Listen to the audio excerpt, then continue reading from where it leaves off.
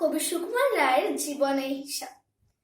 বিদ্যে বোঝাই বাবু মশাই চড়ি শখের বোটে মাছিরে গান। বলতে পারিস সূর্য কেন ওঠে, চাঁদটা কেন বাড়ে কমে, জোয়ার কেন আসে? বৃদ্ধ মাছি অবাক হয়ে ফেল ফেলিয়ে হাসে। বাবু বলেন, সারা জনম মোড়ে তুই খাটি, জ্ঞান বিনা তোর জীবনটা যে ছাড়িয়া নাই মাটি।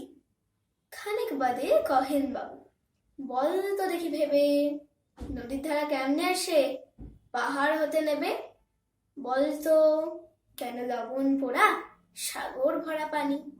মাছি শেখায়, আরে মশাই অত কি আর জানি। বাবু বলেন, এই বয়সেও জানিস না তাকে, জীবনটা তো নেহাত খেয়ে নেবো, অষ্ট আনাই ফাঁকি। আবার ভেবে কহেন বাবু, বল তোরে বুড়ো, কেন এমন নীল দেখা যায় আকাশের এই চূড়ো? বল তো দেখি সূর্য চাঁদে গ্রহণ লয় কেন? বৃদ্ধ বলেন, আমায় কেন লজ্জা দিচ্ছে না হেন?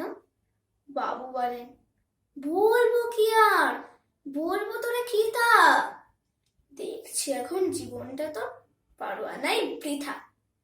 খানিক বাদে ঝড় উঠেছে, ঢেউ উঠেছে ফুলে।